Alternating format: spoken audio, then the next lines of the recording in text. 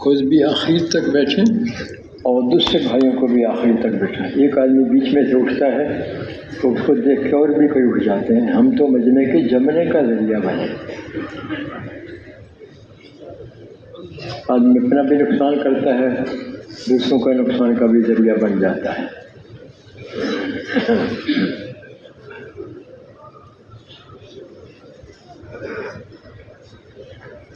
تشریف رکھ، جو بھائی پیچھے کھڑے ہیں تشریف رکھیں گے۔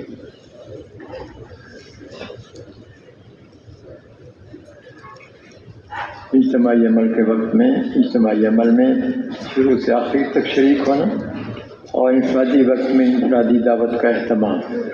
انفرادی دعوت میں جو بات ہم فجر کے بیان میں سنتے ہیں وہی بات ہے کہ سارا دن نئے آنے والے مجموعے کو تیار کرنا۔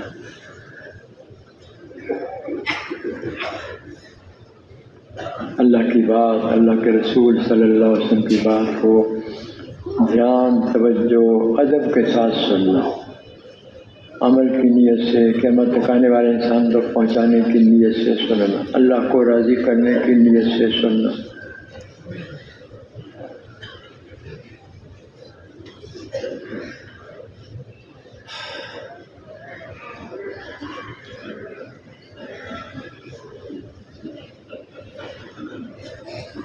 تشریف رکھیں۔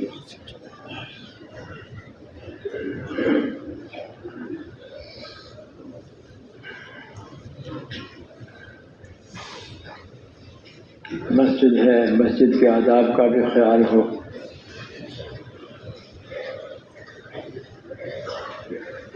اس لیے ہمارے ہاں ہر چیز کے آداب، کھانے کے آداب، سونے کے آداب، مسجد کے آداب، ہر چیز کے آداب۔ ایسی بیان سننے کے بھی آداب ہیں۔ بیان سننے کے آداب میں کندھے پھلانگ کے آنا یہ مناسب نہیں ہے، یہ ادب کے خلاف ہے۔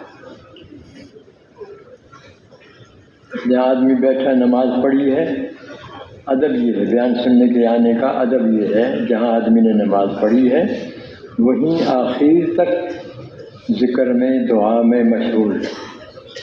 جب آگے آنے کو عرض کیا جائے اس وقت جو جگہ آگے خالی ہو وہیں آ جائے۔ کندھے پھلانگنا یہ مناسب نہیں۔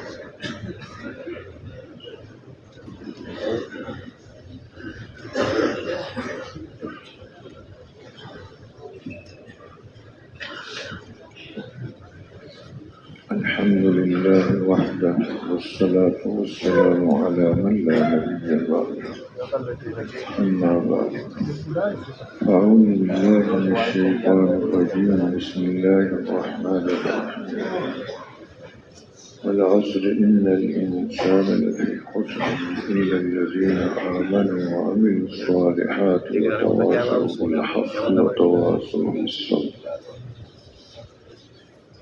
وقال الله عز وجل قل هذه سبيلي أدعو إلى الله على بصيرة أنا ومن اتبعني وسبحان الله وما أنا من المشركين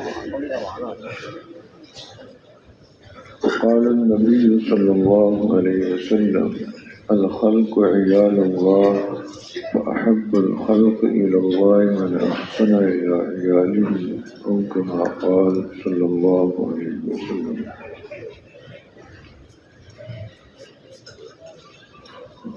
محترم دوستوں اور بزرگوں، اللہ پاک کی نعمات بے شمار، کوئی شمار کرنا چاہے تو ہم کو شمار نہیں کر سکتے۔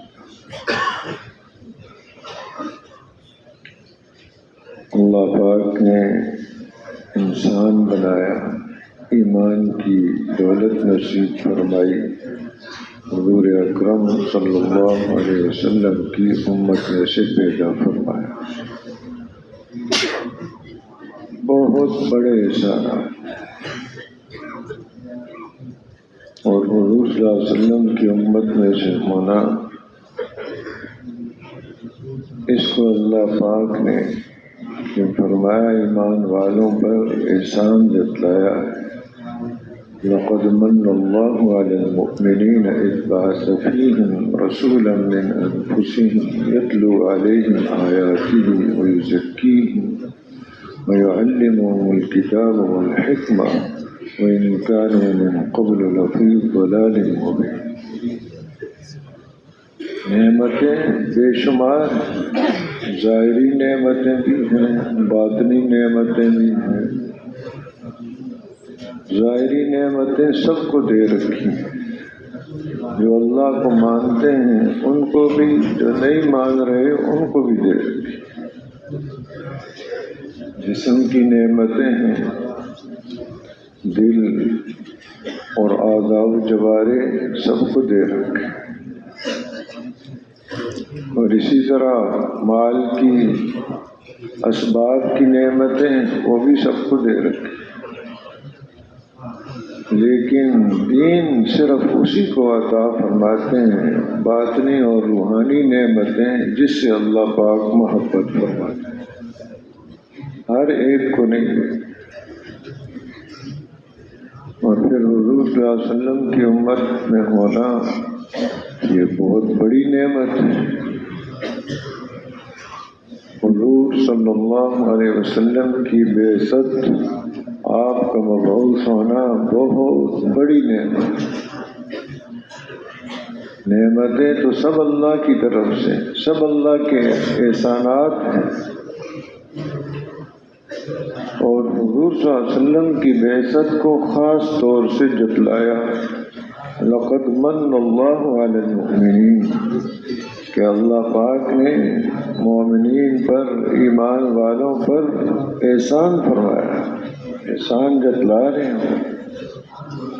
اذ بعث فیہم، جب بھیجا ان کے اندر انہی میں سے ایک رسول، یتلو علیہم آیاتہ، جو قرآن پاک کی آیات کی ان کے اوپر تلاوت کرتے ہیں، ان کی طرف ان کو دعوت دیتے ہیں، اور کتاب اور حکمت، سنت، اس کی ان کو تعلیم دیتے ہیں۔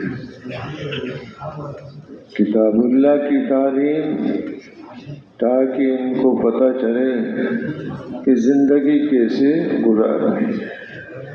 اسی کی تشریح حضور صلی اللہ علیہ وسلم کی ساری زندگی، سنتیں، اور ان کا تزکیہ فرماتے ہیں۔ اور یقیناً اس سے پہلے وہ کھلی گمراہی میں تھے، تو بہت بڑا احسان ہوا کہ کھلی گمراہی سے نکال کر ایمان کی دولت نصیب فرمائی، تو اللہ اس کو جتلا ہے کہ یہ احسان بہت بڑا ہے۔ یہ امت ایک خاص امت ہے،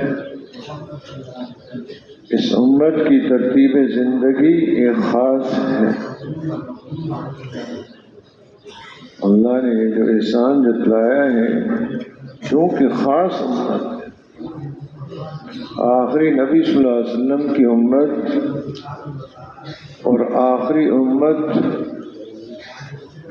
نبی سب سے افضل ہیں، امت بھی سب سے امتوں میں افضل ہے۔ تو فرمایا کنتم خیر امت اخرجت للناس، کہ بہترین امت ہو، انسانیت کے نفع کے لیے نکالا گیا۔ اور یہ فیصلہ شروع ہی سے اللہ نے فرما دیا، شروع ہی میں ہو چکا فیصلہ کہ یہ امت ساری امتوں سے بہترین ہے، اور کیا کہ نبی وہ ملے ہیں جو سارے نبیوں سے افضل اور اشرف ہیں، شریعت وہ ملی ہے جو اکمل اور ادوم ہے، مکمل ترین، کوئی اس میں کمی اور نقصان نہیں ہے۔ دنیا کا کوئی آدمی یہ نہیں کہہ سکتا کہ میں کیسے زندگی گزاروں، اس دین اسلام میں میرے لیے راہبری نہیں ہے، کوئی یہ نہیں کہہ سکتا۔ کوئی شعبہ ہو اس کے لیے پوری تربیت، پوری رہنمائی موجود ہے اس مبارک دین کہ اللہ نے آپ کی زندگی میں ایسی برکت عطا فرمائی، کیونکہ آپ کو آخر تک آنے والے انسانوں کے لیے مبعوث فرمایا ہے، تو ایسا دین دیا ہے جو مکمل ہے۔ اعلان فرما دیا اللہ کی طرف سے، اليوم اکملت لکم دینکم واتممت علیکم نعمتی ورضیت لکم الاسلام دینا، کہ آج فرما رہے ہیں کہ تمہارے اوپر دین تمہارا اس کو مکمل کر دیا اور اپنی نعمت کو تمام اور پورا کر دیا، اور تمہارے لیے دین صرف کس کو چنا اور کس کو پسند کیا؟ دین اسلام۔ وَرَضِيتُ لَكُمُ الْإِسْلَامَ دِينًا، اور جو کوئی اس کے علاوہ راستہ تلاش کرے اور طریقے زندگی کے گزارے، فرمایا وَمَن يَبْتَغِ غَيْرَ الْإِسْلَامِ دِينًا فَلَن يُقْبَلَ مِنْهُ، جو اس دین کے، اس اسلام کے علاوہ کوئی اور دین اپنائے گا ہرگز وہ اس سے قبول نہیں کیا جائے گا۔ اب پہلے سارے دین وہ منسوخ ہو گئے، اب دین اسلام ہے جو حضور اکرم صلی اللہ علیہ وسلم لے کر آئے ہیں، وہ ہے اللہ کا پسندیدہ دین۔ اسی کی پوچھ ہوگی قبر میں، ما دینک، زندگی کس راستے پر گزار کیا؟ اگر اس کو اختیار کیا خوشی سے جواب دے دے گا، دینی الاسلام، میرا دین اسلام۔ تو بہت بڑی سعادتیں نصیب فرمائی اس امت کو، اور ایک ترتیب پر تربیت فرمائی اس امت کی، خاص تربیت اس امت کی ہے۔ اور یہ اس امت کے لیے ہزاروں سال پہلے حضرت ابراہیم علیہ السلام نے دعا فرمائی تھی۔ قربانیوں کے بعد دعا فرمائی انہوں نے، ربنا واجعلنا مسلمین لک ومن ذریتنا امة مسلمة لک وارنا مناسکنا وتب علینا انک انت التواب الرحیم ربنا وابعث فیہم رسولا من انفسهم یتلو علیہم آیاتہ ویزکیہم ویعلمہم الکتاب والحکمہ۔ دعا فرمائیے جب بیت اللہ تعمیر کیا تو اس وقت تعمیر کر رہے ہیں، دعا بھی کر رہے ہیں، اللہ اس خدمت کو قبول کر لے۔ وَإِذْ يَرْفَعُ إِبْرَاهِيمُ الْقَوَاعِدَ مِنَ الْبَيْتِ وَإِسْمَاعِيلُ رَبَّنَا تَقَبَّلْ مِنَّا إِنَّكَ أَنْتَ السَّمِيعُ الْعَلِيمُ، کہ جو اس کی بنیادیں ہیں اس کو بلند کر رہے ہیں، تعمیر کر رہے ہیں، تو یہ دعا بھی ساتھ فرما رہے ہیں، ابراہیم علیہ السلام بھی، اسماعیل علیہ السلام بھی، اے اللہ ہماری اس خدمت کو قبول کر۔ اب اس خدمت کی قبولیت کی دعا کے ساتھ کہ ایک امت بھی ایسی وجود میں لے آ اور ان میں ایک نبی بھی مبعوث فرما دے۔ اس لیے حضور اکرم صلی اللہ علیہ وسلم فرماتے تھے کہ میں اپنے باپ ابراہیم علیہ السلام کی دعا، جو انہوں نے دعا مانگی تھی، ربنا وابعث فیہم رسولا منہم، ابراہیم علیہ السلام کی زندگی اب وہ کیا ہے؟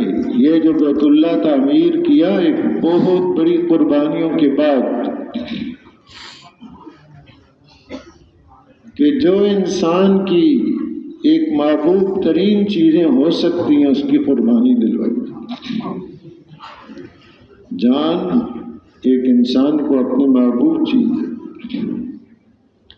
بیوی بچے محبوب چیز ہے، علاقہ اس سے تعلق ہوتا ہے ہر ایک کو اپنے علاقے سے، سب کی قربانی دلوائی۔ نمرود جو خدائی کا دعویٰ کر رہا ہے اس کو دعوت دے رہے ہیں، بتا رہے ہیں ربی الذی، کہ میرا رب تو وہ ہے یحیی و یمیت، جو زندہ کرتا ہے اور مارتا بھی ہے۔ وہ آگے سے کہنے لگا انا احیی و امیت، کہ میں بھی زندہ کرتا ہوں مارتا ہوں۔ جس قیدی کے بارے میں فیصلہ کر رکھا تھا کہ اس کو چھوڑ دینا ہے، اس کو مار دیا، جس کو مارنے کا فیصلہ کیا ہوا تھا اس کو چھوڑ دیا۔ اس کو وہ سمجھ رہا ہے کہ یہ ابراہیم علیہ السلام اتنی موٹی عقل کا آدمی، اس کو یہ پتہ نہیں مارنا کسے کہتے ہیں اور زندہ کرنا کسے کہتے ہیں۔ یہ اس کو تو نہیں کہتے، وہ رب تو وہ ہے کہ یہ بظاہری نقشہ کوئی نظر نہیں آ رہا ہوتا، موت طاری ہو جاتی ہے، آدم سے وجود کو بخشتے ہیں۔ کچھ بھی نہیں تھا، یہ انسان تھا ہی نہیں، اس کو پیدا کیا، زندہ کیا۔ اور اس کو یہ بات انہوں نے ایک واضح دلیل پیش کی کہ میرا رب وہ ہے جو سورج کو مشرق سے لے کر آتا ہے،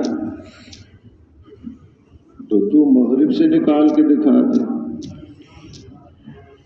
کوئی اپنی ربوبیت کا دعویٰ کرتا ہے تو مغرب سے سورج نکال دے، وَبُهِتَ الَّذِي كَفَرَ، مبہوت ہو گیا، اب کوئی جواب نہیں۔ تو وہ ایسا ظالم اس کو دعوت دی، بجائے ماننے کے مقابلے پہ اترا، سختیاں۔ تو ابراہیم علیہ السلام کی جو جان جو سب سے زیادہ ہر آدمی کو محبوب ہے کہ اس کو ختم کر دو۔ اب ایک آدمی کو ختم کرنے کے لیے اتنی بڑی آگ کی کیا ضرورت؟ آدمی ایک ہی، الحمدللہ آگ بہت بڑی جگہ ہے، تو جس میں پھینکنے کے بھی اب ان کے لیے مشکل ہو گیا، کیا کریں؟ منجنیق کے ذریعے سے پھینکا تاکہ اوروں کو بھی عبرت ہو جائے، یہ دکھانا چاہتا تھا کہ آئندہ کوئی ایسے نہ آئے اس کے مقابلے۔ یہاں کوئی مقابلہ تو نہیں، ابراہیم علیہ السلام تو اس کی خیر خواہی چاہ رہے ہیں کہ ہمیشہ کے جہنم سے یہ بچ جائے، جنت میں چلا جائے، اور یہ اس کو قبول کرنے کی بجائے مقابلے میں آ کے ان کی اب یہ اس قربانی کے لیے تیار ہے اپنے آپ کو۔ تو جان کی قربانی،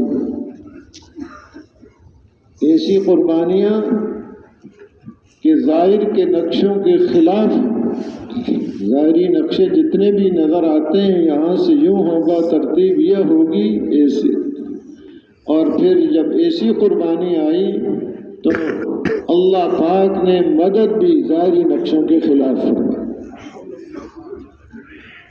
اب یہ جو ڈالا آگ کے اندر، تو اب براہ راست حکم دیا، دیکھ رہا ہے مجمع، اللہ کی طرف سے حکم آ گیا، یا نار کونی بردا وسلاما علی ابراہیم، کہ آگ ابراہیم علیہ السلام پر ٹھنڈی ہو جائے اور سلامتی والی ہو جائے۔ اب باہر دیکھ رہے ہیں کیا ہو رہا ہے، اس منظر کو دیکھ کے اسی کی بیوی مسلمان ہو، بیویا بیٹی ہو بھی مسلمان۔ تو یہ چیزیں جب قربانی اس درجے پر پہنچ گئی تو ظاہری نقشے کے خلاف اللہ نے مدد فرمائی، یا قربانی انہوں نے دی۔ اب آگے اولاد اللہ نے نصیب فرمائی، اسماعیل علیہ السلام۔ اب اولاد سے محبت، وہ آپ کی اولاد، تو حکم ہوا کہ ان کو چھوڑو ایسی جگہ جہاں جنگل بیابان ہے، کوئی آبادی کا نقشہ نہیں ہے، تو یہ قربانی دیں۔ کہ وہاں چھوڑا ہے، کچھ ہوتا ہوا نظر وہاں نہیں آ رہا۔ اور حاجرہ علیہ السلام پوچھ رہے ہیں، کوئی جواب نہیں دے رہے۔ پھر انہوں نے یہ کہا کیا اللہ کا حکم ہے؟ تو اس نے بتایا ہاں سر اللہ کا حکم۔ انہوں نے فرمایا اب اس وقت اللہ پاک ہمیں ضائع نہیں کرے، اس لیے کہ اللہ کے حکم کی بنیاد پر جو قدم اٹھایا جائے وہ کامیابی کا قدم ہے، ناکامی اس کے اندر کوئی نہیں ہے۔ ظاہری نقشہ کیا ہے؟ نہ پانی ہے، نہ اور کوئی کھانے کا انتظام ہے، نہ کوئی انسان وہاں رہ رہا ہے، چھوڑ کے آ گئے۔ اور پھر تھوڑا پیچھے ہٹ کے ایک وادی میں آ کے دعا بھی کی، ربنا انی اسکنت من ذریتی بواد غیر ذی زرع عند بیتک المحرم ربنا لیقیموا الصلاة فاجعل افئدة من الناس تهوی الیہم وارزقهم من الثمرات لعلهم۔ اب یہ دعا کر دی، حالات نقشہ یہ ہے، جو توشہ تھا تھوڑا سا وہ ختم ہو گیا۔ اب والدہ بھی بھوکی، بچہ بھی، پیاس بھی، کوئی ظاہری نقشہ نہیں۔ اب پیاس کی وجہ سے بچہ تڑپ رہا ہے، اب ماں تلاش کر رہی ہے، صفا پہ چلی گئی، اوپر ہو کے ذرا چھوٹی سی پہاڑی کی ماں دیکھ لیں، کوئی قافلہ کوئی نظر آ جائے، کوئی پانی نظر آئے، کچھ ہو، کچھ بھی نہیں۔ لیکن ادھر پھر دوسری طرف مروہ ادھر جانا ہے، اس کو اوپر چڑھ کے وہاں دیکھیں، کوئی ادھر سے نظر نہیں آیا۔ درمیان میں تھوڑی سی جگہ وہ نیچے تھی، وادی تھی جہاں سے پانی گزرتا تھا بارشوں کا، جب وہ جگہ آئی تو بچہ نظر نہیں آ رہا۔ صفا پہ جب جاتی تو نگاہ ادھر بچے کی طرف بھی، مروہ پہ جا رہی ہیں نگاہ بچے کی طرف بھی، اس کی حفاظت کی بھی خیال، لیکن اب یہاں نظر نہیں آئی، یہاں ذرا تیز چلی ہے، تھوڑی سی درمیانی ٹکڑے میں تیز چل کے پھر مروہ پہ آگے چلی گئی، وہاں دیکھ رہی ہیں کچھ بھی نہیں مل رہا۔ اب ادھر ایک چکر وہاں لگائے اور اللہ نے وہاں اس قربانی کی بنیاد پر ایسا پانی نصیب فرمایا ہے کہ جس کے برابر کا کوئی پانی نہیں، کہ جس نیت سے پیا جائے گا وہ اللہ پاک پوری کر دے۔ فرمایا ماء زمزم لما شرب، جو بھی نیت ہے، اور ایسا تیزی سے پھوٹا کہ اب اس کو روکنے کے لیے منڈیل بن گئی، اور اتنا زیادہ ہے آج تک وہ اندازہ نہیں لگا سکے کہ یہ کہاں سے کیسے پھوٹ پھوٹ کے آ رہا ہے، کہ پوری دنیا میں جا رہا ہے، اور وہاں جانے والے خوب پی رہے ہیں، اور ہے بھی کہ خوب پیو۔ اس کو منافق نہیں پی سکتا، اس کو منافق وہ زیادہ نہیں پی سکتا کہ اتنا پیو کہ خوب آدمی کا پیٹ بھر جائے، پسلیاں اس کی پر ہو جائیں، منافق اتنا نہیں پی سکتا۔ اس میں یہ تاثیر بھی رکھی ہے اللہ نے۔ تو ایسا چشمہ اس قربانی کی بنیاد پر کہ جہاں کچھ بھی نظر نہیں آ رہا، ظاہری نقشے اور ظاہری حالات کے خلاف اللہ نے یہ مدد کی۔ اب بڑے ہوئے کچھ تو ادھر اللہ نے خواب دکھا دیا، خواب میں دیکھا کہ بچے کو ذبح کر رہے ہیں، اور نبی علیہ السلام کا خواب حق ہوتا ہے، وہی ہوتا ہے۔ اب آئے تو بات کی، منظور ماذا کرا کہ دیکھ رہا ہوں کہ میں تمہیں ذبح کروں گا، تو تمہاری کیا رائے ہے؟ تو اب فرماتے ہیں یہ جو پوچھ رہے ہیں تمہاری کیا رائے، اس لیے نہیں پوچھ رہے اگر بچے کی رائے ہو کہ نہیں جی چھوڑو جی تو چھوڑ دیں گے، ذبح تو کرنا ہے، حکم ہے اللہ کا، وہ کام تو کرنا ہے۔ ہاں اگر خوشی سے تیار ہو تو پھر اور طریقے سے ذبح کیا جائے، اور اگر خوشی سے تیار نہ ہو تو پھر کوئی پکڑ سختی کر کے پھر اور طریقے سے ذبح کیا جائے، ذبح تو کرنا ہے۔ کہ حکم ہے، وہ بچہ بھی ایسے ہی ہے، یا ابت افعل ما تؤمر ان ستجدنی انشاء اللہ من الصابرین، کہ ابا جان جو آپ کو حکم کیا گیا ہے آپ وہ کر گزریں، آپ مجھے صبر کرنے والوں میں سے دونوں کی قربانی ہے۔ اب یہ قربانی پیش کر رہے ہیں تو محبوب چیز اپنی جان اور پھر محبوب چیز اولاد ہے، اولاد کی قربانی کر رہے ہیں، اپنا پورا زور لگا رہے ہیں۔ لیکن آگے جبرائیل علیہ السلام جنت سے مینڈا لے آئے، چھری اس پہ چل گئی، بیٹے کو بچانے والی ذات اللہ ہے۔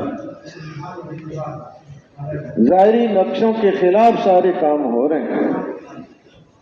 ایک خاندان قربانی دے رہا ہے، مختصر سا خاندان ہے، 3 افراد ہیں اس میں، ایک مرد، ایک عورت اور ایک بچہ ہے۔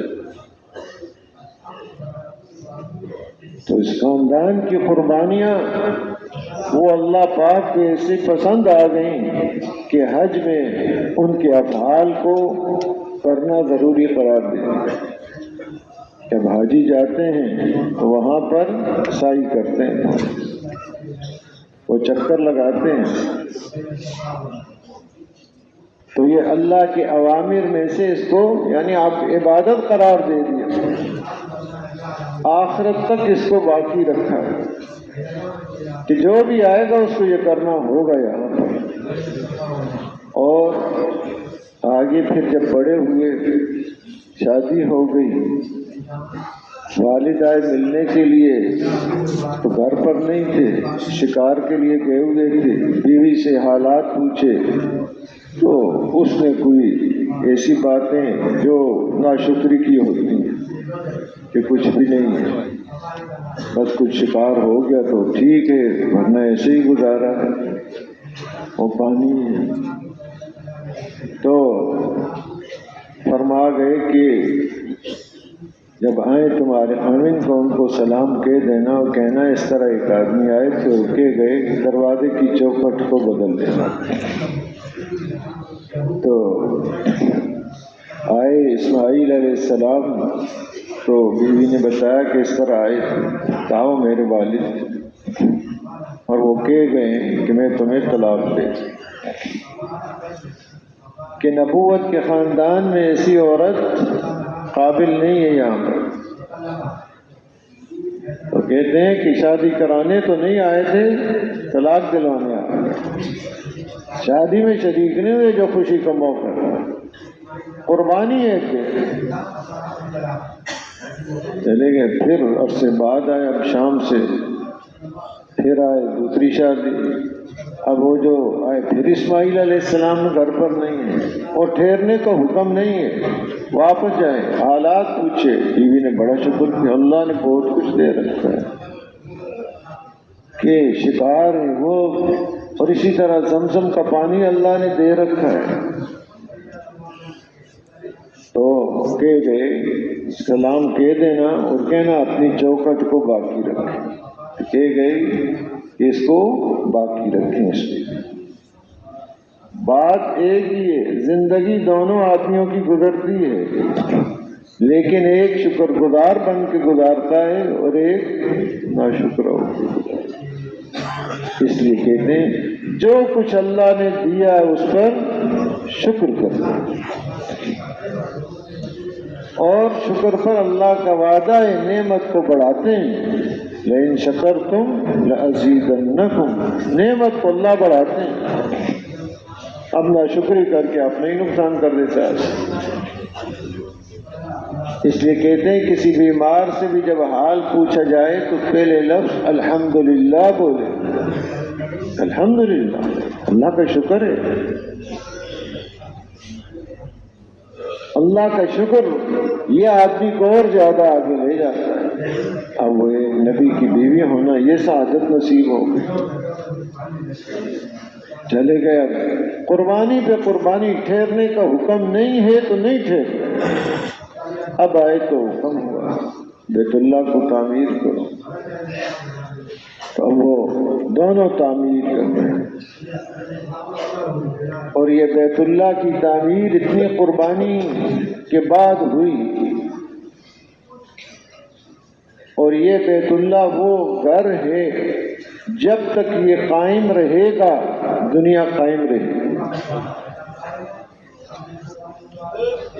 ابراہیم علیہ السلام کی قربانی کے ہاتھوں جو گھر تعمیر ہوا وہ پوری دنیا کی بقا کا ذریعہ،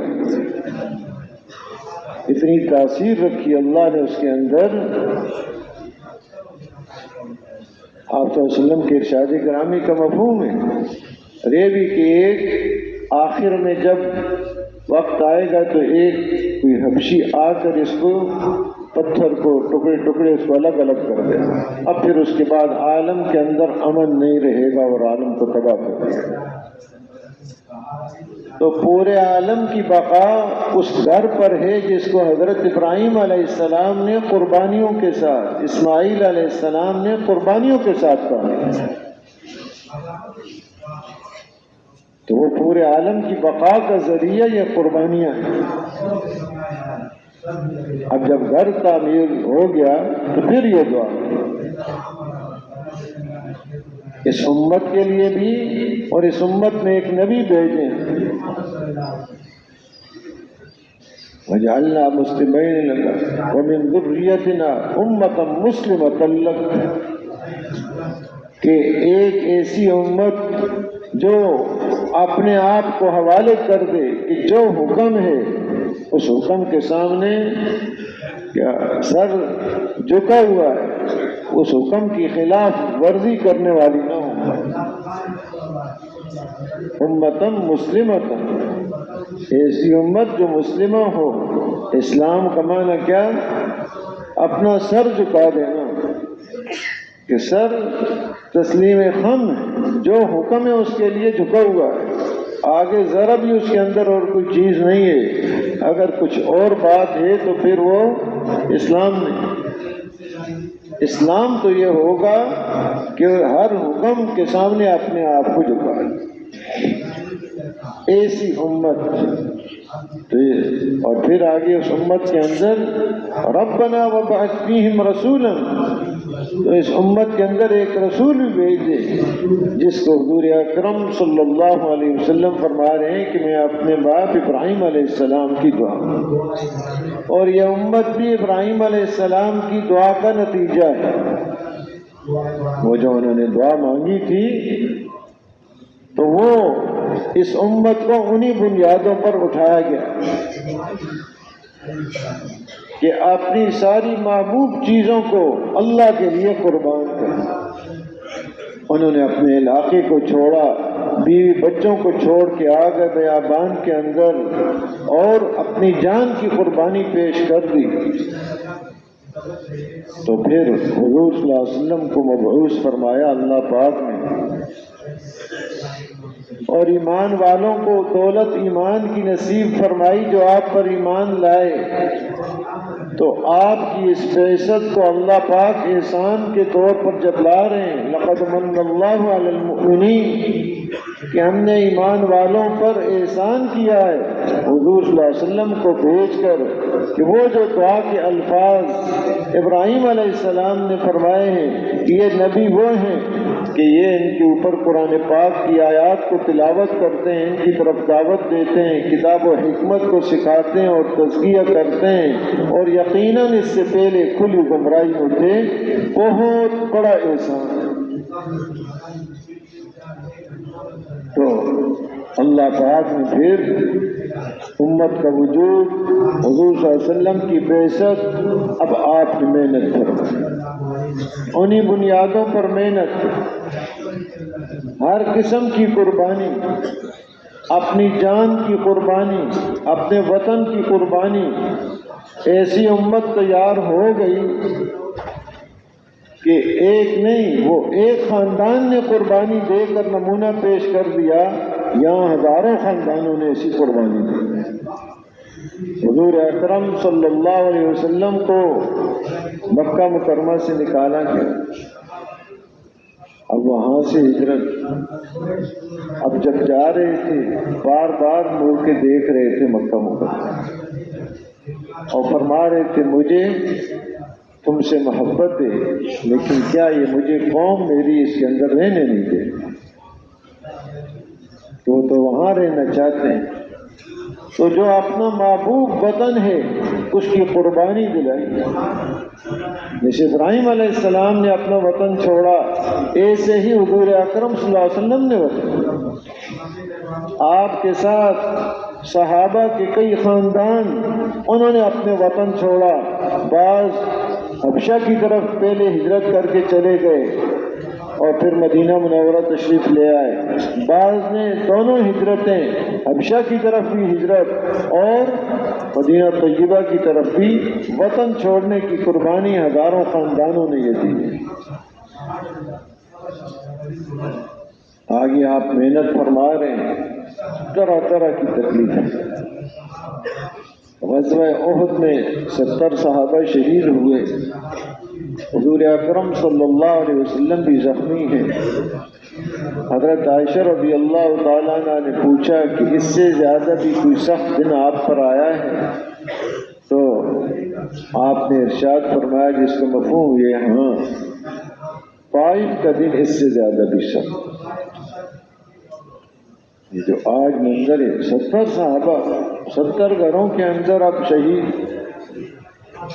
تو ایک صحابی ان کے بچے غالباً بشیر نام، جب احد کے صحابہ واپس آ رہے تھے اور ان کے بعد فارغ ہو کر، تو یہ دیکھ رہے اب صحابہ گزر رہے ہیں، کوئی ایک جماعت گزری اس میں کوئی صحابہ نظر نہیں آئے، پھر کچھ اور گزرے، اپنا والد ان کو نظر نہیں آیا، پھر صحابہ کی دوسری جماعت اس طرح گزری اس میں بھی والد نظر نہیں آیا، دیکھ رہے ہیں۔ آخر میں حضور صلی اللہ علیہ وسلم نظر آئے، آپ سے پوچھا جی میرے والد کہاں ہیں؟ تو آپ نے چہرہ مبارک دوسری طرف کر لیا، دوسری طرف سے حاضر ہوئے کہ جی میرے والد کہاں ہیں، کہ وہ یہ جو صحابہ گزرے اس میں نظر نہیں آیا، آپ نے چہرہ دوسری، پھر تیسری طرف آ کے منہ کیا اور رو پڑ میرے والد کہاں ہیں؟ تو آپ نے فرمایا جس کا مطلب کیا تم اس پر راضی نہیں ہو کہ تمہارے والد کی جگہ میں تمہارا والد بن جاؤں اور تمہاری والدہ میں عائشہ رضی اللہ تعالی عنہ بن، قربانیاں دے کہ والد اللہ کے راستے میں وہ شہید ہو۔ اب یہ کیفیت، تو حضرت عائشہ رضی اللہ تعالیٰ نے پوچھا کہ اس سے زیادہ سخت دن بھی آیا ہے؟ تو فرمایا ہاں اس سے بھی زیادہ سخت دن وہ طائف کا دن، کہ وہاں کے سرداروں سے ملے، ان کو دعوت دی، انہوں نے بد کلامی کی، عوام کو ملے ان کو دعوت دی، کئی دن وہاں ٹھہرے رہے، آخر شریر قسم کے اوباش قسم کے لڑکوں کو پیچھے لگا دیا اور وہ پتھر مار رہے ہیں، کئی میل تک مار رہے ہیں۔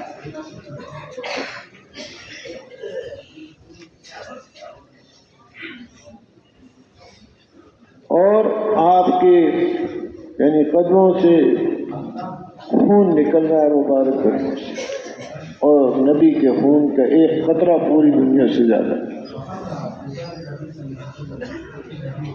اب اتنی سخت تکلیف، اللہ پاک نے فرشتوں کو بھیجا، پہاڑ کے فرشتے بھی آئے، عرض کیا آپ حکم دیں تو ان کو ان پہاڑوں کے درمیان پیس کے رکھ،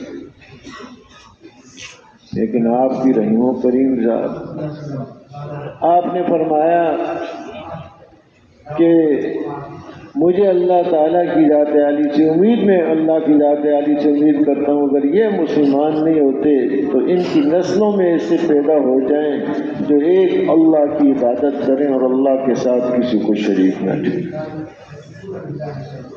پوری امید، ان کی نسلوں کو بھی فکر ہے کہ ان کو اللہ پاک ہدایت دے دے۔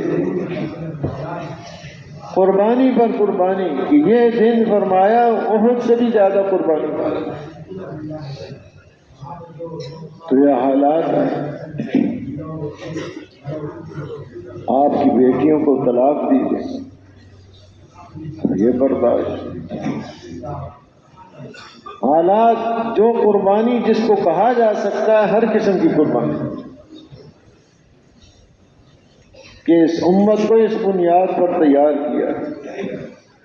صحابہ اپنے گھروں کو چھوڑ گئے، اپنے مال اور ساری چیزوں کو چھوڑ گئے کہ ان کی قیمت نہیں ہے، قیمت اس دین کی، حضور اکرم صلی اللہ علیہ وسلم کی، آپ کی محبت، سب کچھ چھوڑ کے ہجرت کر کے مدینہ طیبہ تشریف لے گئے.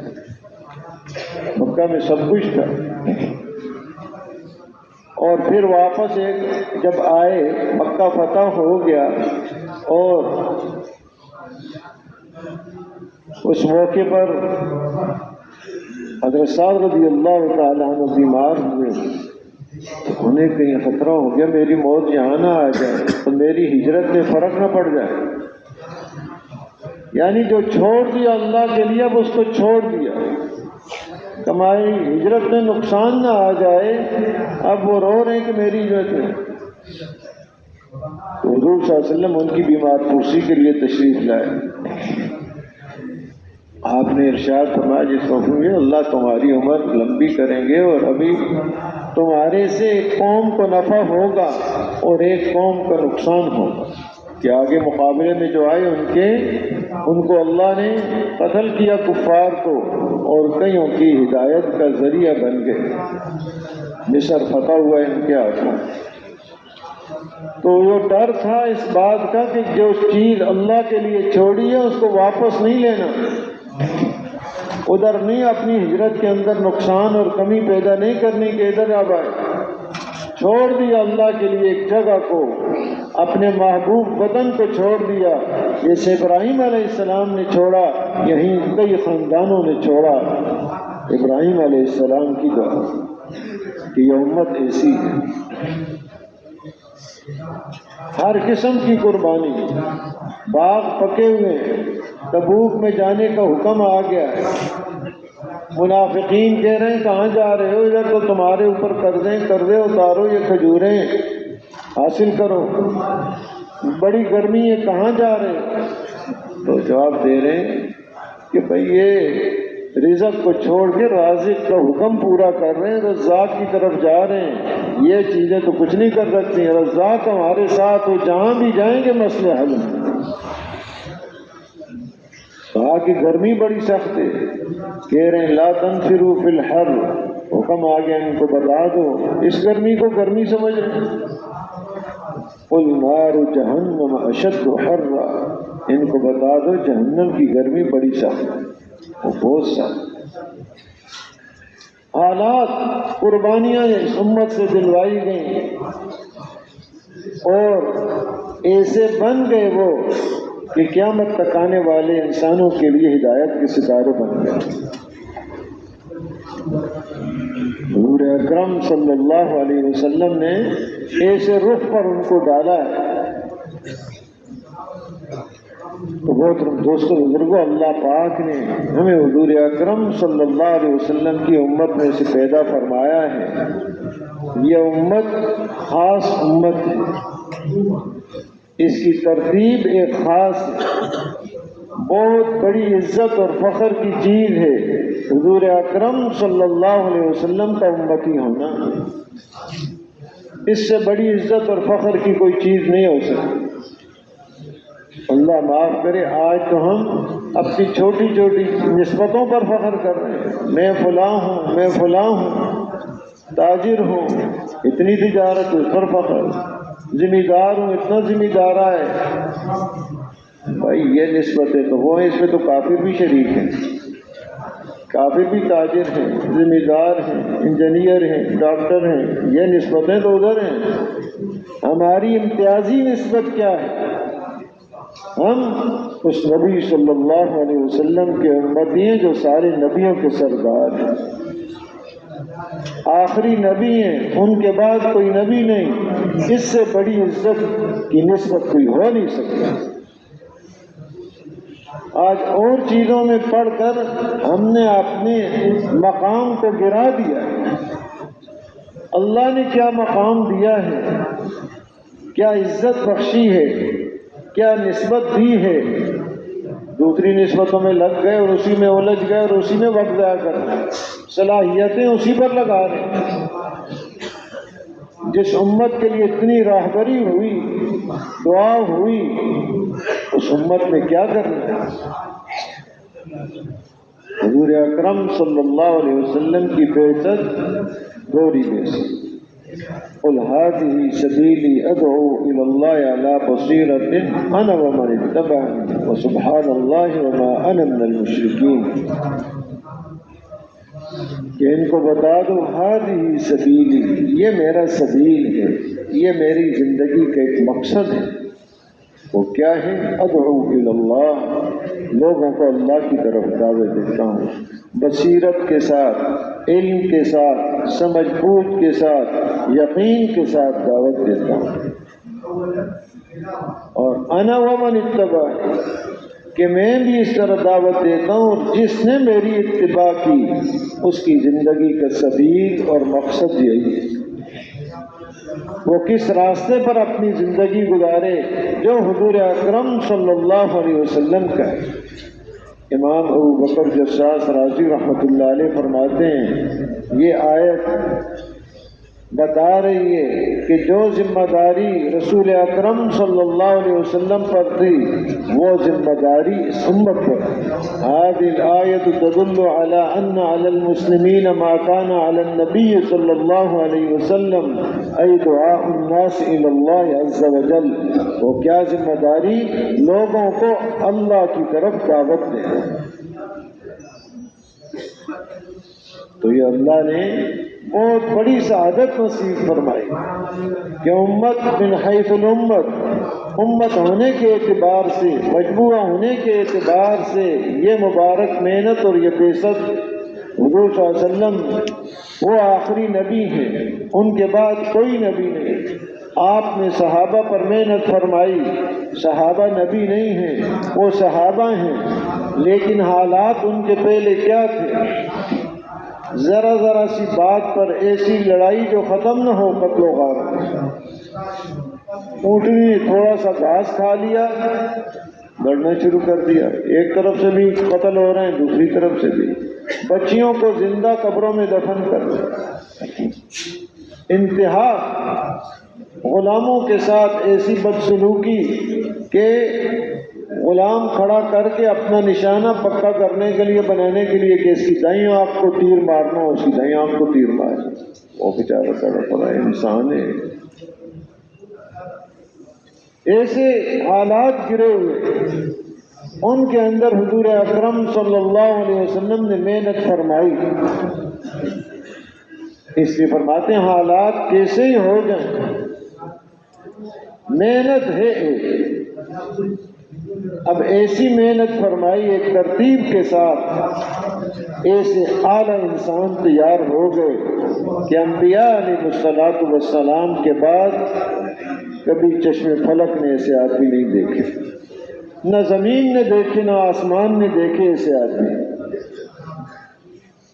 ایسے اونچے لوگ پیدا ہوئے کہ ایک محنت ہوئی ان کے اوپر، ہر قسم کی وطن انہوں نے چھوڑے، باغات انہوں نے چھوڑے، اور سفر، کئی سفر اپنے ساتھ کرائے، کبھی اکیلے بھیج دیا، کبھی ساتھ گئے، کوئی سفر دور کا ہے، کوئی قریب کا ہے، کسی سفر میں آدمی زیادہ ہیں، کسی سفر میں آدمی تھوڑے ہیں، گرمی ہے، سردی ہے، کسی چیز کو نہیں دیکھا، یہاں تک تیار کر دیا، لکھ کے دے دیا، فلاں جگہ پر پہنچ کے دیکھنا کدھر جانا ہے، ابھی نہیں بتایا کہاں تشکیل، کہ جی ابھی پتہ چلے، ایسے کہ اپنے جذبات قربان ہے، تشکیل جدھر ہے،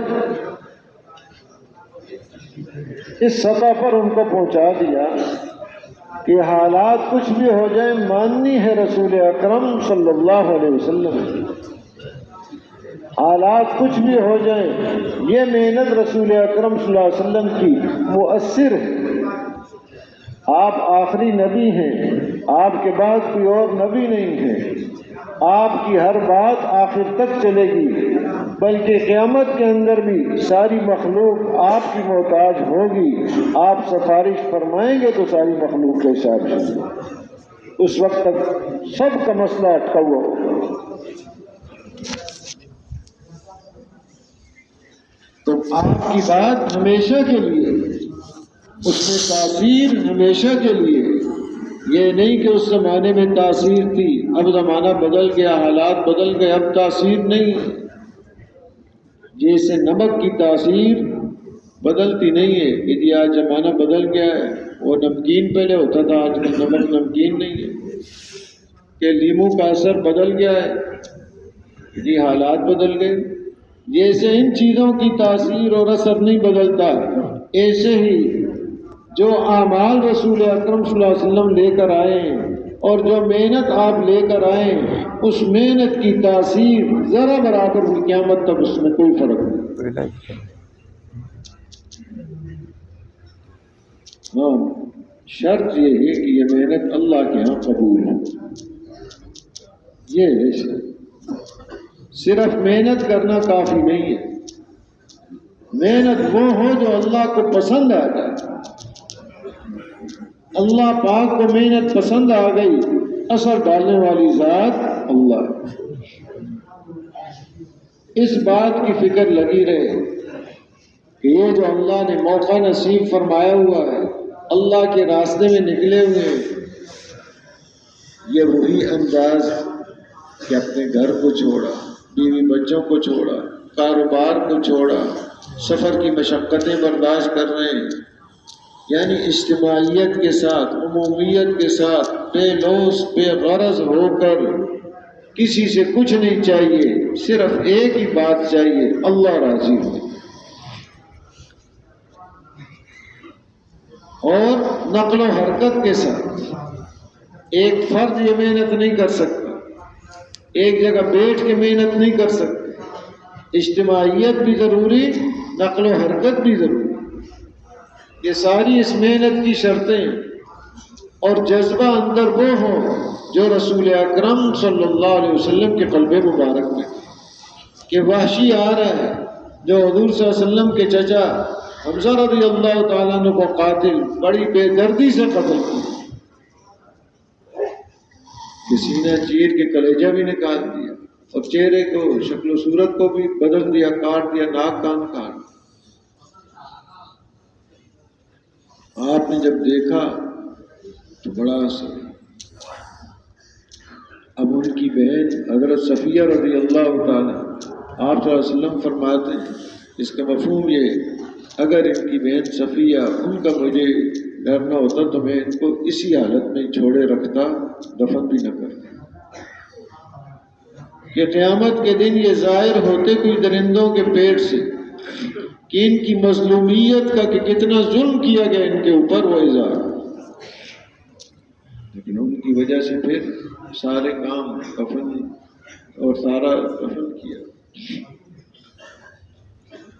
تو وہ قاتل آپ کی خدمت میں اب مسلمان ہونے کے لیے آ رہا ہے غاشی، اور ان سے پوچھا بھی کیسے قتل کیا، کہ میرے چچا کو کیسے قتل کیا، وہ قصہ سنایا، آپ کے اوپر اثر ہوا۔ لیکن یہ نہیں کہ کہیں کہ اس کو مار دو، قتل کر دو، بدلہ لے لو۔ اندر جذبہ یہ ہے کہ یہ بھی جہنم سے بچ جائے، مسلمان ہو گئے تو یہ محنت اب اس انداز سے ہو کہ قبول ہو جائے۔ اس میں کیا ہے؟ اللہ کی ذات عالی پر یقین، دل متاثر ہو صرف اللہ کی ذات عالی سے، ہر غیر کا تاثر اس کے اندر سے نکل جائے، صرف اللہ کی ذات عالی کا تاثر۔ خالق اور مالک ذات صرف ایک اکیلے اللہ ہے، امر اللہ ہی کا چلتا ہے، تصرف اللہ ہی کا چلتا ہے۔ ساری مخلوق جمع ہو کر کسی ایک کی زندگی بنانا چاہے، اللہ کا ارادہ نہ ہو تو اس کی زندگی یہ بنا نہیں سکتے، اور سارے مل کر کسی ایک کی زندگی کو بگاڑنا چاہیں، اللہ پاک کا ارادہ نہ ہو تو یہ اس کی زندگی بگاڑ نہیں سکتے۔ تصرف اللہ کا خلق والامر کہ پیدا بھی اسی نے کیا، امر بھی اسی کا ہی چلے گا، مالک بھی وہی ہے، یعنی کوئی اور مالک بن بیٹھا۔ یہ تو دنیا کا ایک نظام چلانے کے لیے مجازی ملکیتیں دی ہیں، حقیقی مالک ہر چیز کے صرف اللہ ہے۔ اس انسان کے مالک بھی اللہ ہے، انہوں نے پیدا کیا ہے، قوتیں، اعضاء و جوارح، صلاحیتیں انہوں نے دی ہیں، تو جنہوں نے دی ہیں وہ اس کے بارے میں پوچھیں گے بھی۔ تو یہ بات دل کے اندر بیٹھ جائے، اس یقین کے ساتھ محنت ہو، اور اس محنت میں رسول اکرم صلی اللہ علیہ وسلم کا طریقہ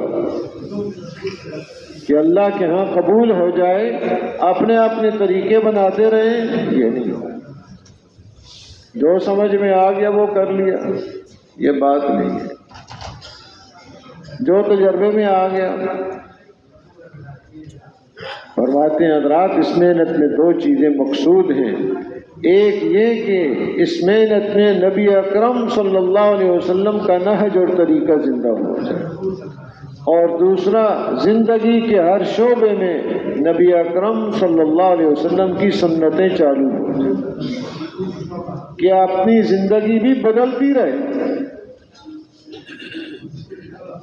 یہ نہیں کہ صرف محنت ہے، نقل و حرکت ہے، بلکہ ساتھ اپنے شعبوں کے اندر تبدیلیاں بھی، زندگی شعبوں میں تجارت ہے، ملازمت ہے، کھیتی باڑی ہے، محنت میں کوئی شعبہ ہے، اس میں طریقہ کس کا ہو؟ رسول اکرم صلی اللہ علیہ وسلم کا ہو، اب یہ محنت مؤثر ہوگی۔ اس میں یہ چیز ضروری ہے، اس محنت میں بھی طریقہ رسول اکرم صلی اللہ علیہ وسلم۔ سنہ مولانا الیاس صاحب رحمۃ اللہ علیہ فرماتے تھے اس کام کو مشینوں سے بچاؤ، مشینوں سے یہ کام نہیں چلے گا کہ جی آج مشین آ گئی ہے، بٹن دباؤ ساری دنیا میں آپ کی بات پہنچ جائے گی، مشین سے یہ کام نہیں چلے گا۔ اس کام کے لیے تو دو چیزیں ضروری ہیں، للہیت اور قربانی۔ اب یہ للہیت کا جذبہ مشین میں کیسے پتہ چلے گا؟ اس میں تو ہو ہی نہیں سکتا۔ اور قربانی مشین دے گی، گرمی میں جانا ہے مشین جائے گی وہاں، ایک آدمی کے پاس دور چل کے جانا ہے کہ مشین چلی جائے گی۔ اندر کے جذبات کو قربان کرنا یہ مشین کرے گی، تو مشینوں سے فرمایا اس کام کو بچاؤ، ورنہ اور یہی فرمایا ڈر ہے کہ یہ کام کہیں رسم و رواج نہ بن جائے کہ جی رواج کے طور پر کرنا ہے،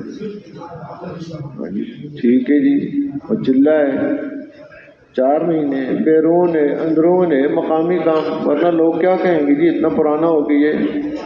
تو یہ سارا رواج، اس رواج میں کوئی اثر نہیں، للہیت نکل گئی، جان نکل گئی تھا، قوت اور جان جو پڑے گی للہیت اور قربانی سے پڑے گی،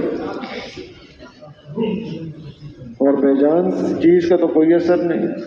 مفتی زین العابدین صاحب رحمۃ اللہ علیہ فرماتے تھے ایک ملک میں گئے، ایک ساتھی نے دعوت کی، گھر میں بلایا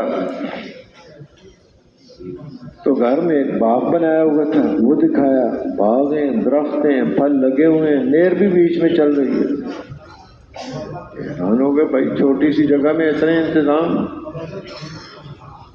تو ساری چیزیں دکھانے کے بعد کہنے لگا مفتی صاحب یہ سب پلاسٹک ہے،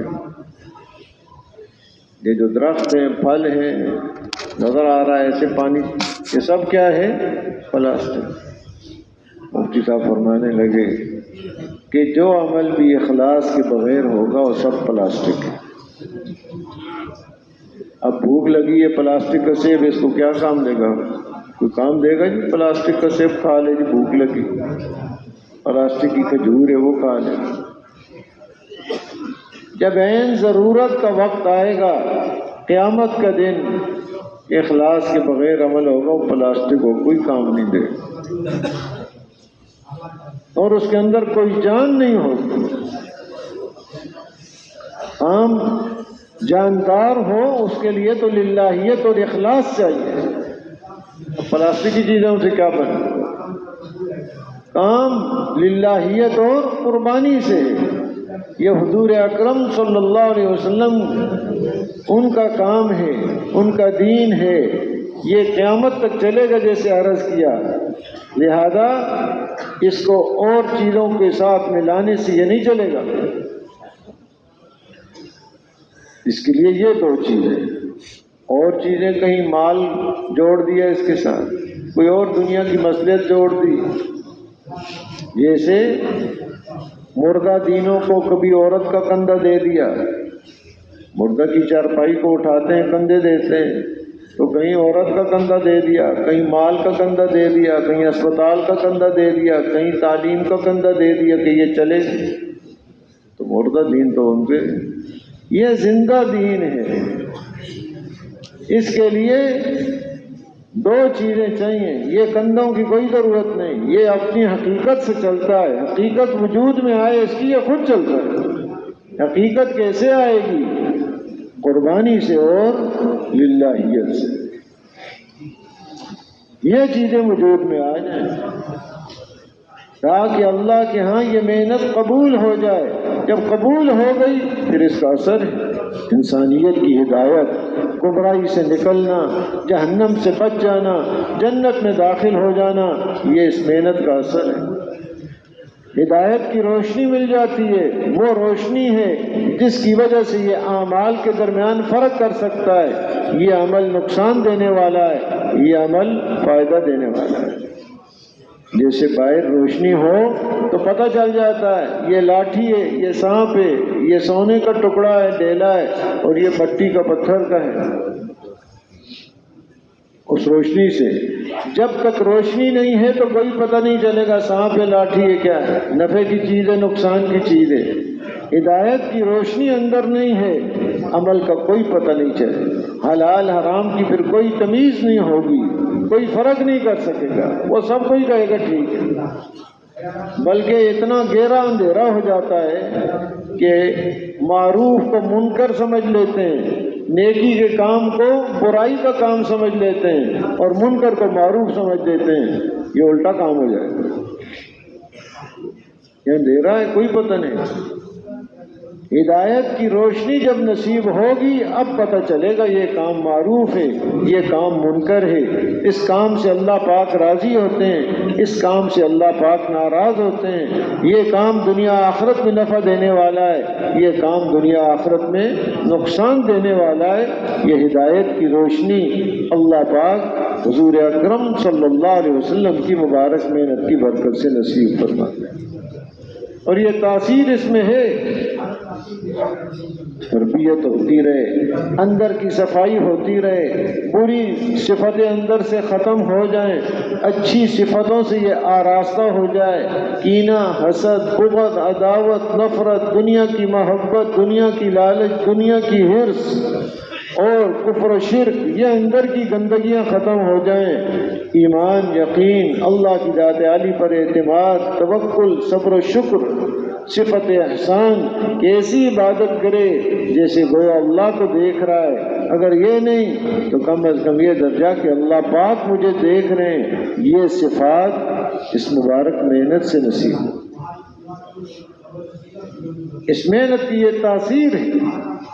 زندگی صحابہ کے سامنے کہ کیسے اللہ نے کہاں پہنچایا ہو، کہ اس محنت میں وہ تاثیر اللہ نے رکھی. محنت ایک ترتیب سے ہو کہ پہلے دلوں کے اوپر محنت ہے، اور اس کے ساتھ اخلاق حضور اکرم صلی اللہ علیہ وسلم. آپ نے اخلاق سے نہیں، یہ ہماری عادت تو یہ ہے، یہ ہمارے علاقے کی عادت تو یہ ہے، میرا مزاج تو یہ ہے. اس سے کام نہیں چلے گا. کام چلے گا رسول اکرم صلی اللہ علیہ وسلم کے عالی اور بلند اور مبارک اخلاق سے چلے گا. وہ چیزیں ہوں گی تو اب یہ کام چلے گا. اور عبادت کی حقیقت اس کے پاس ہوگی کہ نماز ایک عمل اللہ نے دے رکھا ہے، بہت ہی اونچا عمل ہے، اور ایسی تاثیر والا عمل ہے کہ جیسے انسانی جسم میں دل کا مقام ہے، اعمال کے اندر نماز کا مقام۔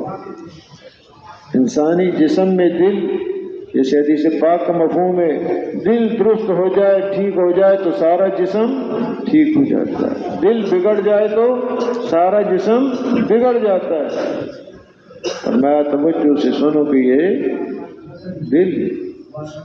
ایسے ہی نماز کے بارے میں فرمایا ان اول ما يحاسب بالعبد یوم القیامہ الصلاۃ ومن صلحت صلاته صلح له سائر عمله ومن فسدت صلاته فسد سائر عمله او كما قال صلی اللہ علیہ وسلم کہ قیامت میں سب سے پہلے جو حساب ہوگا وہ نماز کا ہوگا۔ جس کی نماز صحیح اور درست نکل آئی اس کے باقی اعمال بھی صحیح اور درست نکلیں گے، جس کی نماز فاسد اور خراب ہوئی باقی اعمال بھی اس کے فاسد اور خراب ہوں گے۔ تو نماز کو یہ مقام دیا جو دل کو دیا، دل ٹھیک تو جسم ٹھیک، نماز ٹھیک تو سارے عمل ٹھیک۔ دل بگڑا ہوا ہے تو جسم بگڑا ہوا ہے، نماز بگڑ گئی تو سارے اعمال بگڑ گئے۔ ایک عمل اللہ نے دیا ہے، اس کی حقیقت نصیب ہو جائے، اس محنت کے اندر یہ چیز مطلوب ہے، اللہ کے دھیان کے ساتھ محنت کی جائے، ادھر ادھر التفات نہ ہو، پوری یکسوئی کے ساتھ۔ یہ محنت بڑی یکسوئی چاہتی ہے، فکر بھی اس محنت کو دے دے، توجہ بھی اس محنت کو دے دے۔ اس لیے فرماتے ہیں حضرات کہ نکلنے کے زمانے میں اخبار بھی نہ پڑھیں۔ اوکے بھائی اس میں کیا ہے؟ بھائی ہم کچھ چیز سیکھنے کے لیے آئے ہیں، زیر تربیت ہیں، اور یہ اس طرح تربیت ہو جائے کہ زندگی ایسے گزرے، اس سے یکسوئی نہیں رہے گی، کبھی ادھر کی باتیں کبھی ادھر کی باتیں، اسی میں ہی لگا رہے، توجہ کبھی کدھر کبھی کدھر۔ یہ تو بہت اونچا کام ہے۔ آپ صلی اللہ علیہ وسلم جو علم لے کر آئے ہیں، امام ابو یوسف رحمۃ اللہ علیہ فرماتے ہیں اس علم کے بارے میں، العلم لا يعطيك بعضه حتى تعطيه كلك وانت على غرض، کہ یہ علم اپنا تھوڑا سا بھی کوئی حصہ تمہیں نہیں دے گا جب تک کہ اس علم کو اپنا سب کچھ نہ دے دو، ورنہ دھوکے میں پڑے ہوئے۔ اب وہ اتنی توجہ آدمی کو چاہتا ہے، تو جو حضور صلی اللہ علیہ وسلم علم لے کر آئے، جو محنت لے کر آئے، وہ انسان کی توجہ کو بھی چاہتے ہیں۔ اس لیے یہ عرض کرتے ہیں اور بار بار عرض کرتے ہیں، منت سماجت سے عرض کرتے ہیں کہ جو چیزیں ہماری توجہ کو خراب کرنے والی ہم چھوڑ دیں۔ بہت قیمتی وقت ہے آپ کا، بہت قربانیوں کے ساتھ ماشاءاللہ تشریف لائے، ہر آدمی کی بڑی قربانی ہے، ایسے ہی نہیں آ گیا آدمی، اور بڑی پیچھے محنت ہے اس کی۔ ساتھیوں کا بار بار ان کے پاس جانا ہے، سب جانتے ہیں، ہر ایک ہم اپنا حال جانتے ہیں، کتنی محنتیں ہوں گی، ساتھی کتنی دفعہ ہمارے پاس آئے، کتنی دعائیں کی ہیں انہوں نے ہمارے لیے، اور اب گھر کی قربانی، والدین کو، بہن بھائیوں کو، بیوی بچوں کو، سب کو چھوڑ کے آ گئے، گھر کے رات آرام کو چھوڑ کر آ گئے، سفر کی مشقتیں برداشت کر رہے ہیں۔ تو عرض یہ کرتے ہیں کہ جیسے ساری چیزوں کو چھوڑا، ان چیزوں کو بھی چھوڑ دیں جو ہماری توجہ خراب ہو، ورنہ ذرا سی بات پہ، ایک جملے پہ آدمی کہاں چلا جاتا ہے، وقت بیچ میں چھوڑ کے چلا جاتا ہے کہ جی آئے تھے 4 مہینے کے لیے، لیکن یہ خبر آ گئی، یہ بات آ گئی کہ جی فلاں نے یہ بات کہہ دی، وہ گئے۔ ایک ضرورت ہے ہماری، ہم زیر تربیت، اپنا ہم نقصان نہ کریں، بہت اونچا راستہ ہے۔ عرض کیا نا میں نے، صرف محنت کافی نہیں، اس محنت میں حضور اکرم صلی اللہ علیہ وسلم کا طریقہ کہ یہ محنت اللہ کے ہاں قبول ہو جائے، ورنہ کوئی بول زبان سے ایسا نکل گیا اپنی بڑائی کا، عجب کا، خود پسندی کا، تکبر کا، وہ ساری چیزیں تباہ کر دیں۔ کوئی نگاہ ایسی غلط استعمال ہو گئی کہ سب کچھ تباہ کر دیں۔ تو ہم تو بہت اونچی چیز حاصل کرنے آئے ہوئے ہیں، جیسے مثال ہے دنیا کی، ہم کیونکہ اس کے اندر رہے ہیں سمجھتے ہیں، ورنہ دنیا تو اللہ کے نزدیک مچھر کے پر کے برابر کی قیمت نہیں، لیکن مثالیں کیونکہ ماحول سے کے اندر جو چیزیں چلتی ہیں اس سے سمجھتا ہے کہ جی یہ پڑھ رہا ہے، فلاں قسم کی اس کی پڑھائی ہے، اس میں کسی سے ملاقات نہیں ہونے دیتے،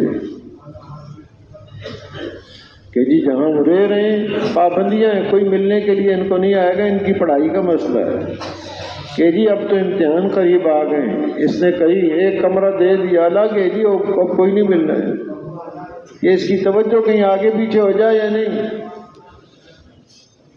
بہت دوستوں بزرگوں، وہ محنت جس میں انسانیت کا مسئلہ ہے، اور مسئلہ بھی کیا ہے، ہمیشہ ہمیشہ کی کامیابی یا ہمیشہ ہمیشہ کی ناکامی۔ تو اب یہ محنت کتنی توجہ چاہتی ہے، اس لیے ان چیزوں کو مکمل آدمی چھوڑ دے کہ بھائی میرا یہ کام ہے، میں تو ایک اونچی چیز حاصل کرنے والا ہوں۔ انسانیت میں سب سے افضل انبیاء علیہ الصلوۃ والسلام ہیں، اور سارے نبیوں میں افضل ہمارے نبی حضرت محمد صلی اللہ علیہ وسلم ہیں۔ تو آپ کی مبارک محنت ہر قسم کی محنت سے سب سے افضل ہے، وہ تو نسبت ہی کوئی نہیں ہو سکتی، باقی محنتوں کی نسبت ہی کوئی نہیں، اس لیے کہ آج ساری محنتیں جو ہو رہی ہیں، صلاحیتیں جس پر لگ رہی ہیں، موت سے پہلے کی زندگی بن جائے اس پر لگ رہی ہیں۔ اس محنت پر ملنا یقینی نہیں ہے، جو مل گیا اس کا فائدہ یقینی نہیں ہے، جو فائدہ اٹھانا مقدر میں ہے وہ بھی زیادہ سے زیادہ کب تک اٹھا سکتا ہے، موت تک اٹھا سکتا ہے، موت کے بعد اس کا کوئی فائدہ نہیں ہوگا۔ تو اپنی محنت کو ان صلاحیتوں پر آج ضائع کیا جائے۔ انسانیت ایک دوڑی ہوئی جا رہی ہے، بھاگے ہوئے جا رہے ہیں، دوڑ لگی ہوئی، مقابلے شروع ہے، کس چیز پر؟ فانی چیزوں پر۔ تو یہ محنت بھی فانی، بڑا افسوس کرے گا قیامت کے دن، آج جس محنت پر فخر کر رہا ہے قیامت کے دن بہت افسوس کرے گا۔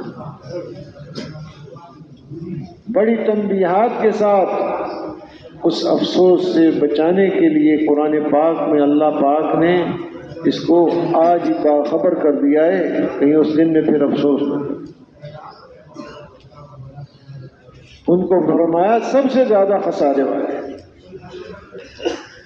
سب سے زیادہ خسارے والے کہ جن کی محنتیں قیامت کے دن بیکار ثابت ہو گئیں، اور وہ اپنے آپ کو یہ سمجھتے تھے کہ ہماری محنت تو بڑی اچھی محنت ہے، یہ بھی سمجھ رہے۔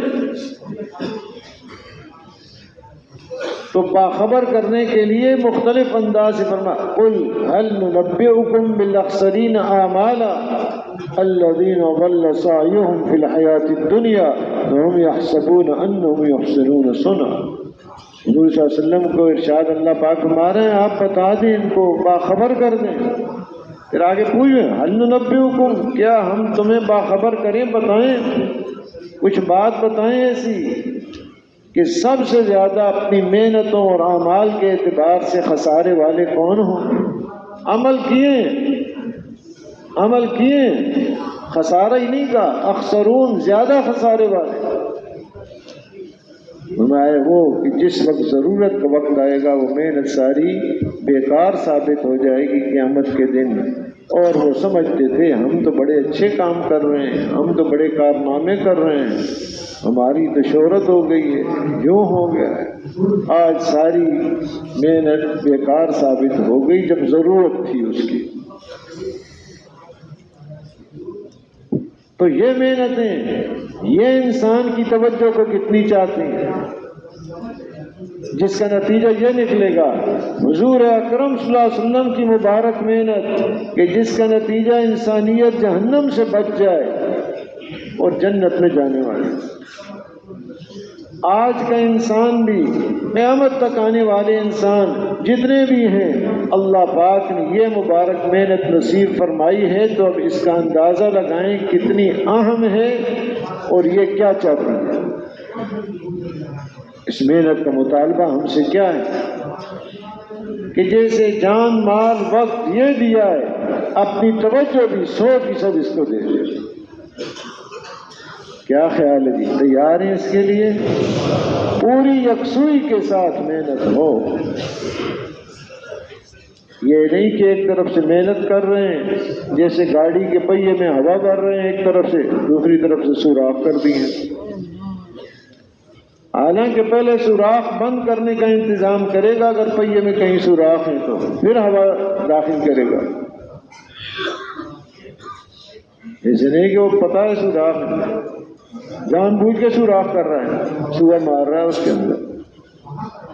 تو پہلے یہ سوراخ بند کرنا، نیا کوئی سوراخ ہونے نہ دے، اب ہوا بھرے گا، گاڑی کے پہیے میں ہوا ہو جائے گی۔ یہ مبارک صفات یہ سیکھنے کے لیے آئے ہیں، جتنے بھی سوراخ ہیں پہلے سے ان کو بند کر کے یکسوئی کے ساتھ، جیسے عرض کیا، اللہ کی ذات عالی کا یقین، نبی اکرم صلی اللہ علیہ وسلم کا طریقہ، اللہ کا دھیان، عبادات پر محنت، حضور اکرم صلی اللہ علیہ وسلم کے اخلاق کے ساتھ اور حضور اکرم صلی اللہ علیہ وسلم والے علم کے ساتھ۔ جہالت کے ساتھ بھی یہ محنت نہیں چلے گی۔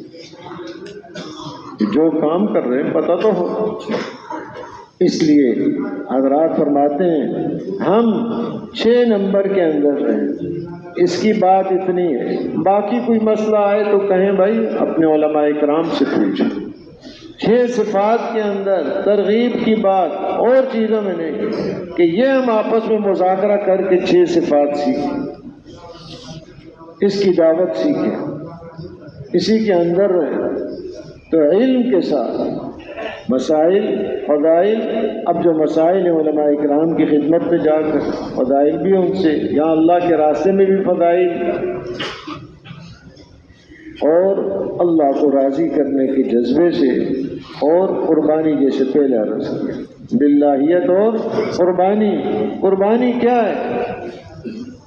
2 تقاضے آ گئے اس کے سامنے، ایک دین کا تقاضا آ گیا ہے، ایک گھر دنیا کا تقاضا آ گیا۔ اب اس وقت دین کے تقاضے کو مقدم رکھ لیا اس نے کہ قربانی ہو۔ یہ ضرورت کیا ہے؟ ضرورت کے اوپر کہ ضرورت یہ دین وہ ضرورت ہے کہ جس کی وجہ سے پورے عالم کے مسائل حل ہوں۔ میرا مسئلہ بھی اسی سے حل ہوگا۔ جو مسئلہ آج آ گیا بیچ میں سامنے، اس کا حل بھی اللہ نے کس میں رکھا ہے؟ دین کے اندر رکھا ہے۔ اور بے لوث ہو، بے غرض ہو، مخلوق سے کچھ نہیں چاہیے، نہ کوئی نام، نہ کوئی جاہ، نہ کوئی مال، کہ کوئی نہ مقام ہے اس کے اندر، کچھ نہیں، اپنی ساری چیزوں کو اس کے لیے قربان۔ تو ان صفات کے ساتھ جو اللہ کو پسند ہے محنت ہوگی اللہ کے ہاں، اللہ پاک اپنے فضل و کرم سے قبول فرما کر پھر اس کا اثر انسانیت کے دلوں کو بدلیں گے، آخرت کی طرف رجوع ہوگا، مخلوق سے خالق کی طرف جائیں گے، اسباب سے اعمال کی طرف جائیں گے، دنیا سے آخرت کی تیاری میں لگیں گے۔ ایک محنت کو رخ بدلے۔ اتنا بڑا یہ عظیم کام ہے، جتنی بڑی عظمت دل کے اندر ہوگی اتنا ہی آدمی اس کے اوپر سب کچھ لگائے۔ اب مسئلہ یہ ہمارے پاس تو یہ صفات نہیں کہ ایسی ہو، نماز پڑھی، ایسا ذکر ہو، ایسا دھیان ہو، ہم سب جانتے ہیں اپنے آپ، منانم کے مندانم، اپنا حال جانتا ہے۔ اب یہ چیزیں کیسے ملیں گی، کہاں سے ملیں گی، تاکہ وہاں سے لے کر آ کر پھر کام کریں؟ تو فرماتے ہیں ان صفات کو حاصل کرنے کا راستہ بھی یہ مبارک محنت ہے۔ ان صفات کو حاصل کرنے کا راستہ یہ مبارک محنت ہے، جب اپنے آپ کو بیمار سمجھے گا، میں بیمار ہوں، میری یہ حاجت ہے، اگر کہ میں تو ٹھیک ٹھاک ہوں، یہ دوسروں کی ضرورت ہے، پھر یہ جو یقین کی بات کہی جا رہی ہے، میں بیمار ہوں، میرا دل بیمار ہے، میں اپنے علاج کے لیے،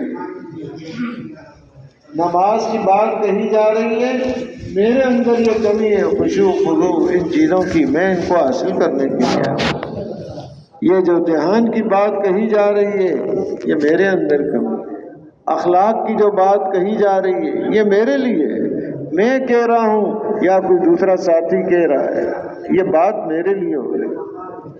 اسی طرح اخلاص کی دولت، اللہ کے راستے میں اپنا سب کچھ جان مال لگانا، اللہ کا کلمہ دنیا کے اندر بلند ہو جائے، یہ اندر جذبہ پیدا ہو جائے، یہ میرے اندر نہیں، میں ان چیزوں کو حاصل کرنے کے لیے۔ تو جب اپنے آپ کو محتاج سمجھ کر، بیمار سمجھ کر یہ محنت کرے گا، اللہ پاک اپنے فضل سے یہ چیزیں نصیب فرمائے، اور مانگے گا بھی اللہ پاک سے، اے اللہ یہ صفات میری ضرورت ہے۔ جی آج دنیا کی کوئی ضرورت پیش آتی ہے تو اللہ سے مانگنا چاہیے، آتا ہے حدیث پاک میں، اس کا مفہوم ہے نمک کی ضرورت ہے، نمک بھی اللہ سے مانگے، یہ نہیں کہ میرے پاس پیسے ہیں جیب میں، نمک بھی کس سے مانگے؟ اللہ سے۔ جوتی کا تسمہ ٹوٹ گیا ہے وہ بھی فرمایا اللہ سے مانگے۔ دنیا کی اپنی چھوٹی ضرورت ہے، بڑی ضرورت ہے، وہ بھی کس سے مانگنی ہے؟ اللہ سے مانگنی ہے۔ سب سے بڑی ضرورت ہر انسان کی ہدایت ہے، اس کی دعا کو تو ضروری کر دیا، اس کی دعا کو ہر نماز کی ہر رکعت میں ضروری قرار دے دیا، اہدنا الصراط المستقیم، کیونکہ یہ اس انسان کا بڑا مسئلہ ہے، ہدایت انسان کی بڑی ضرورت ہے، بہت شدید ضرورت ہے، دنیا کی ساری ضرورتیں اس کی پوری ہو گئیں، ہدایت والی ضرورت یہ پوری نہ ہوئی، سب سے زیادہ خسارے ہو۔ ہدایت والی ضرورت پوری ہو گئی، چاہے دنیا کے مسئلے اس کے اٹکے رہے، تو یہ نقصان نہیں، یہ کامیاب ہے، بلکہ دنیا کا جو بھی کوئی نقصان ہوا، حتیٰ کہ اس کو کانٹا چبھا ہے، اس کانٹے کی بھی بڑی قیمت ہے اللہ کے نزدیک، کہ جس کو تھوڑی سی یہ تکلیف پہنچی ہے کانٹا چبھنے کی، اس معمولی تکلیف کی بھی اس آدمی کو جس کو اللہ نے ہدایت نصیب فرما دی، اللہ بڑے قدردان ہے، اس پر بھی اس کو بے شمار انعام عطا فرمائے۔ تو آگے جو اور زیادہ چیزیں ہیں اس پر کتنا اس کو ملے گا، اللہ کی ذات بڑی قدردان ہے۔ فرمایا ومن اراد الآخرة وسعى لها سعيها وهو مؤمن فأولئك كان سعيهم مشكورا، جو آدمی آخرت کا ارادہ کرتا ہے اور آخرت کے لیے سعی کرتا ہے، محنت کرتا ہے، صرف ارادہ نہیں، ارادے کے ساتھ سعی اور محنت، کوشش بھی، آخرت کا ارادہ ہے اور آخرت کے لیے محنت ہے، تو فرمایا یہ وہ لوگ ہیں جن کی محنت کی بڑی قدر کی جائے گی، یہ لوگ ان کی محنت کی اللہ کے ہاں بہت بڑی قدر ہے۔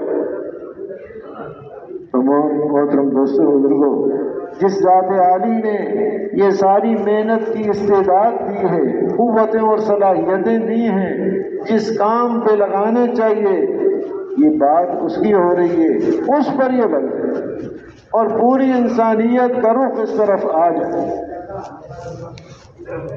ورنہ ایک ضائع ہو رہی صلاحیتیں۔